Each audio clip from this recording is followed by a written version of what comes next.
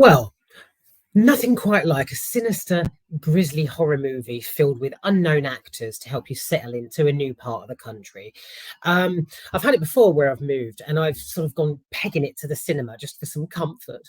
And it's been a really obscure thing that I've watched. The Boogeyman is no exception. And I mean, from the off, this. I just can't. Sorry, I can't. I can't. Basically, I was about to say, let's start with the positives. I can't. There are genuinely no positives to this horror film that I can possibly think of. So let's start, continue, and end with the negatives. The Boogeyman was tantamount to like a late night filler that you get on Channel 4. You know what you'd growing up as a kid, I used to watch these things late at night, like a warm-up sketch that's screened just before the main event takes place. It was like that. It was like just a time filler. The Boogeyman paints itself as creepy. I would call it creaky, given the state of the fucking seat that I was in. It was classic arse cheek swapping throughout, because I was so bored. It drilled me into a senseless state of boredom. I can't tell you. So it's packed full of those ridiculous moments. Where, okay, I mean, yeah, in horror films when certain moments happen that are just well, they're ridiculous, basically, and I fucking hate it. So nothing grates on me more in a horror film than oblivious characters, and there's a couple in this, naturally. People who are faced with something factual, so there's something actually happening right in front of them, but they just ignore it. It doesn't happen. Sinister scenarios that unfold that seem to be sort of carried out without any reason or follow through or follow up. So the first scene I have to mention, there's a scene in the Boogeyman where the younger girl, Sawyer, I think her name is, she's got a wobbly tooth, as children do. Great, it's exciting, isn't it? Older sister Sadie pulls the trick of she wants to yank it out. She's got the whole classic, the age-old bit of string around the tooth, tie it to a door handle, and then slam the door to pull it out. So it's that, basically. Sawyer's got wobbly tooth. Sadie tries to pull it out. It sounds grippy, doesn't it? So she basically stands. So the little one's sat across the room. The older one's next to the door, and she's got her hand on it. Both kids start counting down. 3, 2. All of a sudden, like bang, like whoosh, the door slams shut. It was just spat then. I'm that enthusiastic about it. So the door slams shut, and the little girl, obviously, the tooth. There's like a sort of a staggered shot of the tooth whizzing across the air on a piece of string. It's all very artistic. The door slams shut. I think Paranormal Activity by itself. And then the little one's like, but you had said you'd do it on 1. We hadn't reached 1. You said you'd do it on 1. And then the older one is suddenly like, I'm so sorry. I didn't mean to. Like she, the door has slammed shut. It's literally just flown closed by a supernatural force. And the older sister is like, I didn't think I pushed it that hard. I didn't. And it's like you were stood there with your fucking hand on the door and it banged shut. And suddenly you think it's you didn't mean to push it that far. You get me. You gets me. There's those sorts of scenes that sort of continue throughout the film. So yeah, both kids believe that something that happens in front of them, they were responsible for. Perhaps there's some sort of symbolism there. I have no idea. I really didn't care. I didn't. So there's also those any other day scenes where Sadie has a nasty run-in with it. whatever it is, the monster that pays a visit. And yeah, so you know as the viewer that something has taken place, something has happened, like quite badly to the character. Yeah, she heads to school in the morning like it's any other day. The kids, her peers, are like, "Oh, how's it going?" She's like, "Yeah, I'm just tired. I'm tired because fucking something weird and meaty under my bed like grabbed my leg last night." Yeah, no, that's gone straight over her head. She's totally forgotten about it, and she just carries on like normal. Honestly, I really didn't want to. I did not want to review this, but this is a warning, basically. Think of it as a warning. So yeah, you've got those things where something frightening happens in front of someone, and they're like, "Oh my god, I didn't push it that hard." Well aware that they didn't even touch it.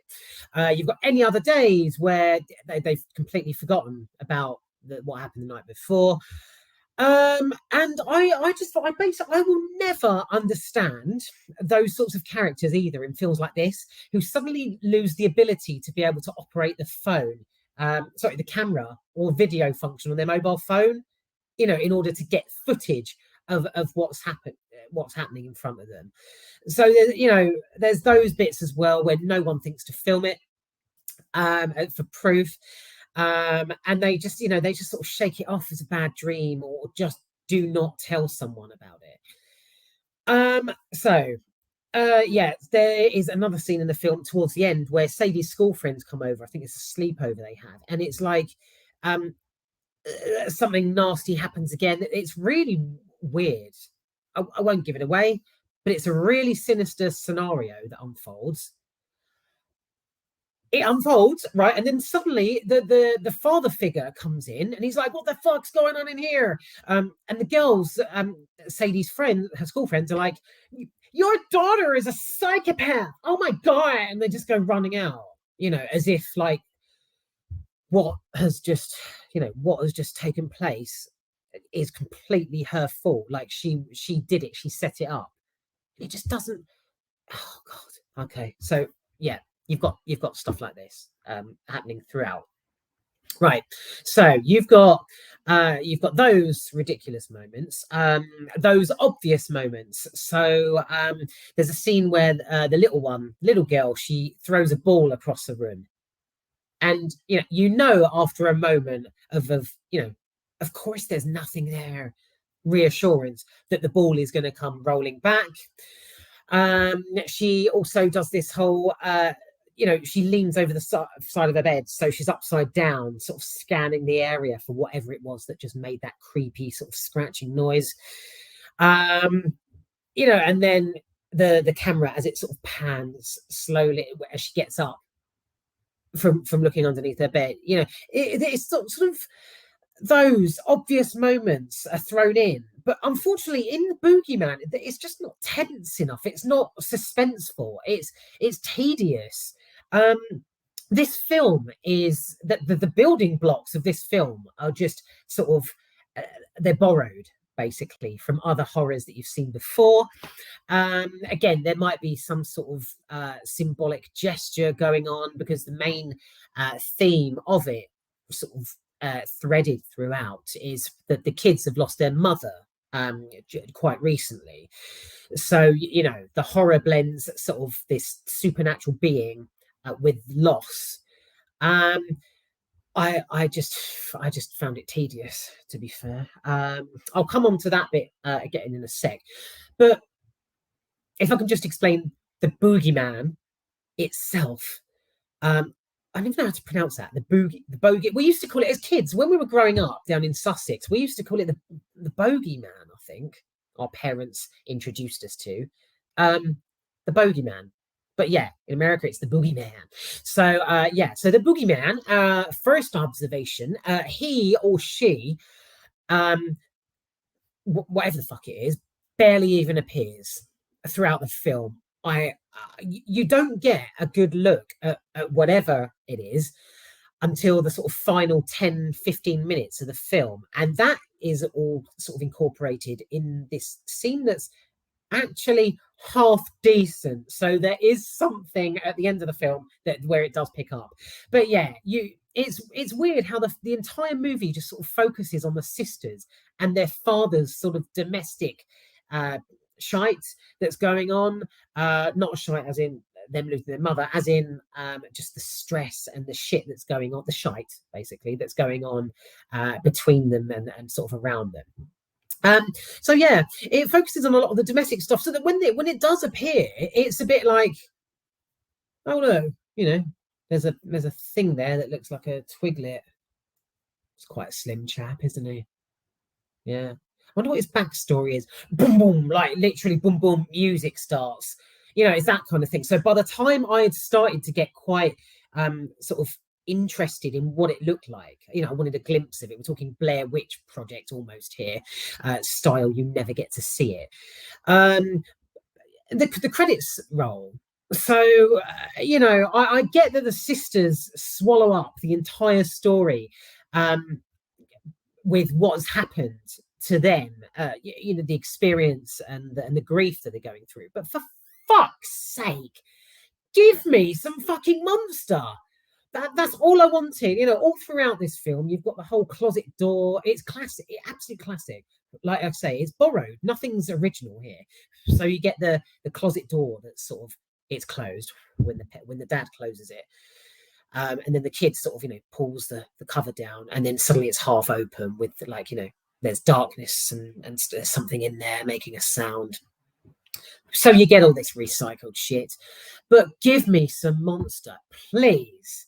All I wanted, all I didn't get until the end. So the monster, so I keep calling it a monster. I mean, the Boogeyman's origin unknown.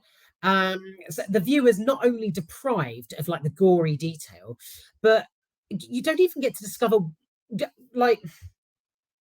most with the waste of time. Basically, is that you don't discover where it's from, where it came from, why it's there, why it's doing whatever it's doing, and especially whatever the hell it was doing at the end.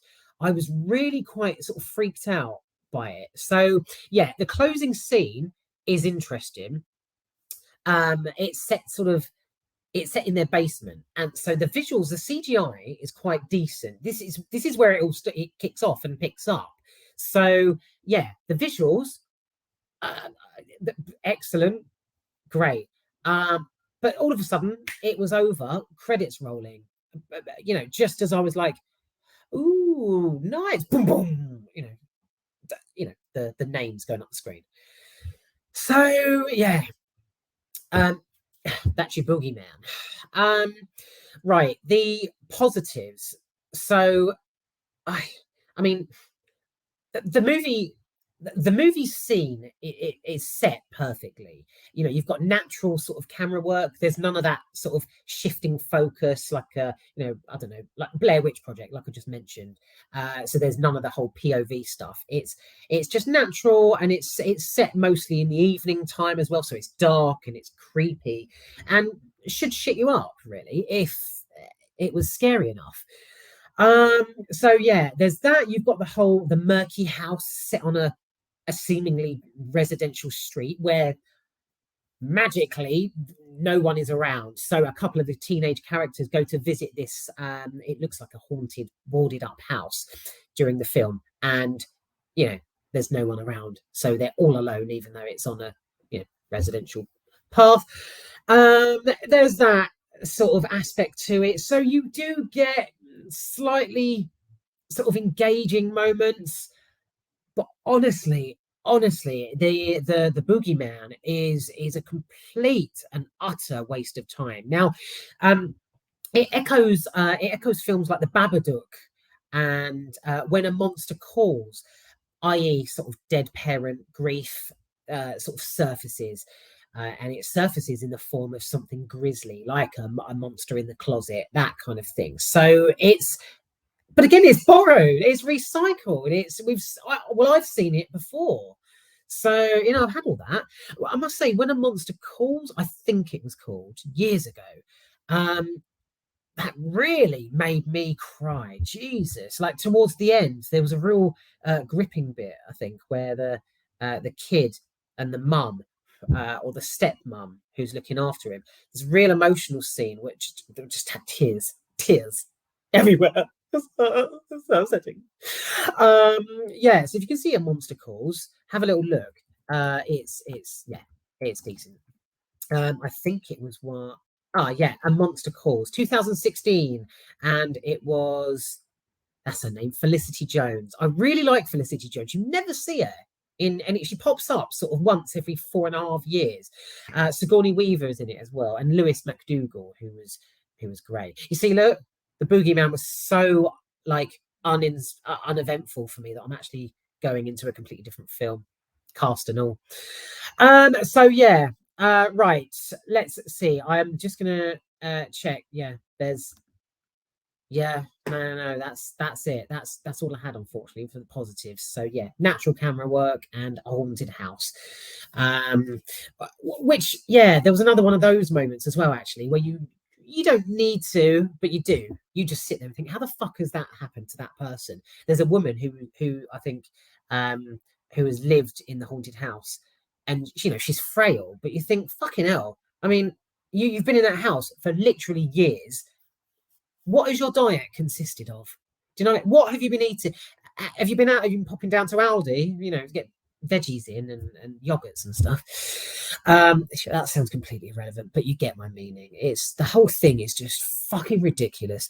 I was ultimately gobsmacked to see Stephen King's and to see Stephen King's name on this, as well as from the producers. It says there on the trailer when you watch it, from the producers of Stranger Things. I lapped up Stranger Things. So Stephen King, excellent. Stranger Things, brilliant. But I was I was dumbfounded to see that, like, sort of splashed across this, because this is nothing like any of that. No, it's terrible. It's just an empty shell of a film that contains none of that entertaining essence of Stephen King's previous sort of book to screen projects either. Right, I don't know why I reviewed this, to be fair, but that's it. End of review. If you can, I would strongly steer the fuck clear of the Boogeyman, because, well, for reasons just described. That's it. There is one good scene in the entire film, and that, like I just explained, is towards the end, where you get a glimpse of it, but it's doing something that, again, isn't explained. No one knows why it's doing what it's doing. It's really weird. But again, nothing I couldn't have watched in 30 seconds in an episode of Doctor Who. There's nothing new or original here. It's a goddamn shit show. Yeah, that was harsh, but fair.